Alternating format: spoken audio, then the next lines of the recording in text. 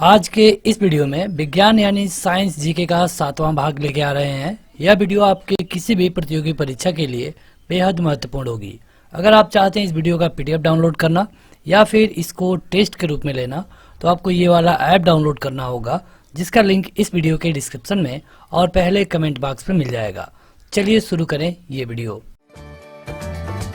इस वीडियो को लाइक करने के साथ चैनल को जरूर सब्सक्राइब करें, उसके बाद बेल आइकन दबाएं, उसमें ऑल सेलेक्ट करें इसी तरह की बेहतरीन वीडियो सबसे पहले पाने के लिए। अगला है कि प्रत्यावर्ती धारा को दिष्ट धारा में बदलने वाली युक्ति क्या कहलाती है। जो प्रत्यावर्ती धारा आती है उसको अगर हम दिष्ट धारा में बदलना चाहें तो यहाँ पे हमें किसका यूज करना पड़ेगा? क्या ट्रांसफार्मर का, रेक्टिफायर का या फिर ट्रांसमीटर का?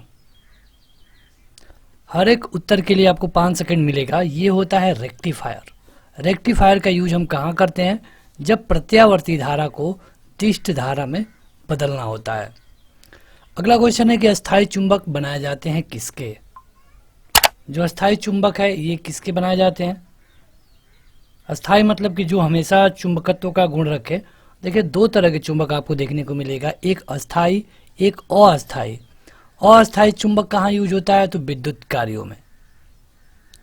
कि मतलब जब तक विद्युत रहेगी तब तक तो उसमें चुंबक का गुण रहेगा, लेकिन जब विद्युत खत्म तब उसमें जो चुंबक वाला गुण खत्म हो जाता है। तो अगर हम बात करें अस्थायी की, तो ये होता है नरम लोहे के कारण। नरम लोहे को हम अस्थायी चुंबक बनाते हैं, लेकिन यहाँ तो पूछा गया है अस्थायी चुंबक, तो ये बनाया जाता है इस्पात का। अगला है कि चुंबकीय क्षेत्र का मात्रक क्या होता है? जो भी चुंबकीय क्षेत्र होता है इसको हम मापते किस में है?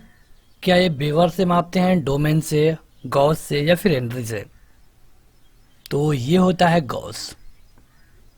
अगला क्वेश्चन है कि शुष्क सेल में जो ऊर्जा संग्रहित रहती है वो क्या होती है? शुष्क सेल में मतलब कि कई तरह के सेल या फिर बैटरी आती हैं। शुष्क सेल उन सेलों को आप कह सकते हैं जो कि दीवार घड़ी में यूज किए जाते हैं। उसमें कोई आपको लिक्विड नहीं दिखेगा, तो उसमें जो ऊर्जा रहती है ये किस रूप में रहती है? क्या ये ऊष्मीय ऊर्जा रहती है, रासायनिक ऊर्जा रहती है, विद्युत ऊर्जा रहती है, या फिर इनमें से कोई नहीं? सारे क्वेश्चन बेहद महत्वपूर्ण हैं, कई बार आपके परीक्षाओं में पूछे जा चुके हैं। तो ये होता है रासायनिक ऊर्जा। ऊर्जा के बारे में तो आप जानते ही होंगे कि ऊर्जा को ना तो कोई उत्पन्न कर सकता है ना कोई नष्ट कर सकता है। ऊर्जा अपना केवल रूप बदलती रहती है। बिजली के पंखे की गति बदलने के लिए प्रयुक्त साधन क्या होता है? मतलब कि जो पंखा हम लगाते हैं, सीलिंग फैन की बात हो रही है, तो उसकी स्पीड को कम या फिर ज़्यादा करने के लिए किसका प्रयोग करते हैं? स्विच का, रेक्टिफायर का, रेगुलेटर का या फिर अन्य किसी का? स्विच का तो प्रयोग होता ही नहीं है। स्विच का प्रयोग तो ऑन ऑफ के लिए करते हैं। रेक्टिफायर का आपने देखा है एसी से डीसी में, यहाँ पे प्रयोग किया जाता है रेगुलेटर। रेगुलेटर होता है जिसपे नंबर होते हैं, आप अपने हिसाब से अपनी स्पीड को मेंटेन करते हैं। अगला है कि फैराडे का नियम किस प्रक्रिया से संबंधित है? मतलब जो फैराडे ने नियम दिया था ये किससे रिलेटेड है? क्या ये गैसों के दाब के बारे में बताता है? नहीं। गैसों की अपक्रिया के बारे में बताता है? बिल्कुल नहीं। ये तापमान और दाब के बारे में बताता है? बिल्कुल नहीं, क्योंकि यह विद्युत से संबंधित है। इसलिए इसका सही ऑप्शन होगा इलेक्ट्रोलाइसिस। इलेक्ट्रोलाइसिस। आपको 2 से 3 सेकंड में अपना उत्तर कमेंट करके बता देना है। अगला है कि निम्न में कौन विद्युत अचुंबकीय है?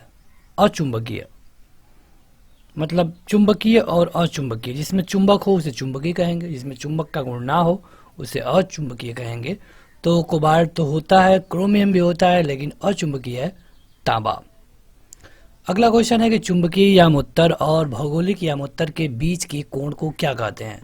अगर हम चुंबकीय यामोत्तर ले लें और भौगोलिक यामोत्तर ले लें तो इसके बीच के कोण को क्या कहेंगे? देखिए, यामोत्तर यहाँ पे चुंबकीय यामोत्तर और भौगोलिक यामोत्तर की बात की गई है, तो अगर इनके बीच के कोण को आप नापेंगे तो इसे दिक्पात कहा जाता है। और चूंकि ये चुंबकीय की बात की गई इसलिए आपका सही उत्तर होगा चुंबकीय दिक्पात। अगला है कि निम्नलिखित में से कौन सा एक प्रकृति में अनुचुंबकीय है? 2 से 3 सेकंड होगा आपके पास। यह है ऑक्सीजन, अनुचुंबकीय। अगला क्वेश्चन है कि निम्नलिखित में से कौन एक अचुंबकीय पदार्थ है? अचुंबकीय मतलब फिर से वही जिसमें चुंबक के गुण ना हो। लोहा तो चुंबकीय गुण होता है और निकिल में भी होता है, यानी कि ये आपका उत्तर नहीं होगा। आपका सही उत्तर होगा पीतल। पीतल आपका सही उत्तर होगा।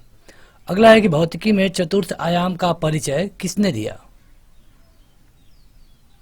भौतिकी में जो एक्स वाई जेड के बाद जो चौथे आयाम की बात की गई थी, तो ये सबसे पहले किसके द्वारा कहा गया, यही पूछा गया है। क्या वो न्यूटन थे, नील्स बोर, आइंस्टीन या फिर इनमें से कोई नहीं? तो ये थे आइंस्टीन।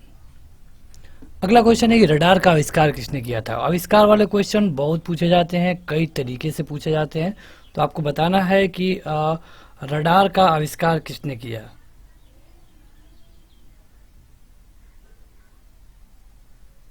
तो रडार का आविष्कार किया था, आपको बताना है कमेंट करके। इनका नाम है रॉबर्ट वाटसन। Robert Watson. अगला है कि पॉजिट्रॉन की खोज किसने की थी? Electron, neutron, positron. तो यहाँ पे पॉजिट्रॉन पूछा गया है, तो पॉजिट्रॉन की खोज की गई थी एंडरसन के द्वारा। चलिए कमेंट करके बताइए प्रोटॉन की खोज किसने की थी। अगला क्वेश्चन है कि चुंबकीय सुई किस तरफ संकेत करती है?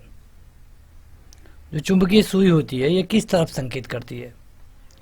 जैसे जो मैग्नेटिक होता है, ये हमेशा आप इसे किसी भी दिशा में रखें, अगर ये फ्री रहा तो हमेशा उत्तर दिशा में इसकी जो नोक होती है चली जाती है, यानी कि आपका ए वाला ऑप्शन सही होगा। निम्नलिखित में से कौन सा पदार्थ चुंबकीय है? तो ये क्वेश्चन पीछे आ चुका है, अगर आपने ध्यान से देखा होगा तो बता सकते हैं। इसमें चुंबकीय पूछा गया है और यहाँ पे देखिए, यहाँ पे अचुंबकीय पूछा गया था, जहाँ पे हमने निकिल को चुंबकीय कह दिया था, और यहाँ पे निकिल ऑप्शन में है, यानी कि आपका सही उत्तर होगा निकिल। अगला है कि विद्युत मोटर किस सिद्धांत के अनुसार कार्य करता है? जो विद्युत मोटर होता है उसमें कौन सा सिद्धांत फॉलो करता है? क्या ये ओम का नियम फॉलो करता है? बिल्कुल नहीं, क्योंकि ओम के नियम को दूसरा है। लेंज के नियम में भी ये नहीं होता है, ये होता है फैराडे का नियम। अगला है कि विद्युत चुंबक बनाने के लिए सामान्यतः किस धातु का प्रयोग किया जाता है? अगर हमें विद्युत चुंबक बनाना है तो किस धातु का प्रयोग करेंगे? देखिए, इस विद्युत चुंबक में लोहा का ही प्रयोग होता है, लेकिन अगर अस्थायी बनाना होगा तो इस्पात का हम प्रयोग करेंगे, लेकिन अगर हमें अस्थायी बनाना होगा तो हम नर्म लोहे का प्रयोग करेंगे। ये डिफरेंस है। अगला है कि निम्नलिखित में से कौन सा धातु अर्धचालक की तरह ट्रांजिस्टर में प्रयोग किया जाता है? अर्धचालक, चालक नहीं। चालक होता तब तो आप चांदी को ट्रिक कर सकते थे, लेकिन अर्धचालक, अगर आपको याद हो पहला क्वेश्चन यही था, और इसका सही उत्तर है जर्मेनियम। जर्मेनियम। अगला है कि नाभिकीय रिएक्टर में भारी जल का प्रयोग किस रूप में किया जाता है? नाभिकीय रिएक्टर में हम भारी जल का प्रयोग करते हैं, D2O का, इसको हम भारी जल बोलते हैं। तो इसका प्रयोग हम किस रूप में करते हैं? क्या ठंडा करने के लिए, कंट्रोल करने के लिए, गति को कम करने के लिए, या फिर किसके लिए? ये आपको कमेंट करके बताना है। तो ये होता है मंदक के रूप में। अगला है कि कुलीज नलिका का प्रयोग क्या उत्पन्न करने के लिए किया जाता है? जो कुलीज नलिका होती हैं इनमें इसका प्रयोग किस लिए करते हैं?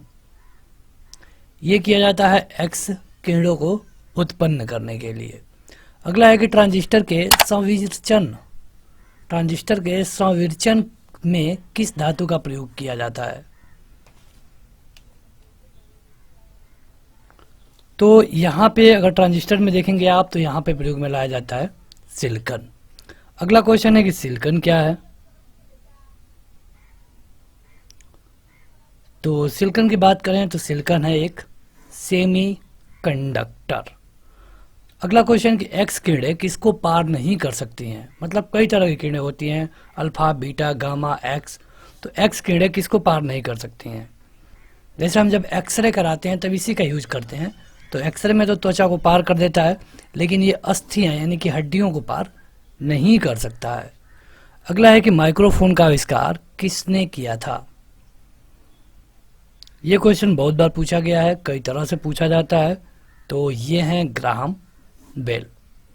तो यहाँ पे हमने 25 क्वेश्चन कवर कर दिया। अब आप कमेंट करके बताइए कि आपने 25 में से कितना स्कोर किया। ये वीडियो काफ़ी कई परीक्षाओं में इसके क्वेश्चन पूछे जा चुके हैं। इस वीडियो को लाइक करने के साथ अपने दोस्तों में ज़रूर शेयर करें। इस ऐप को ज़रूर डाउनलोड करें, जिसका लिंक इस वीडियो के डिस्क्रिप्शन में और पहले कमेंट बॉक्स में मिल जाएगा। आज के इस वीडियो में इतना ही। Thank you.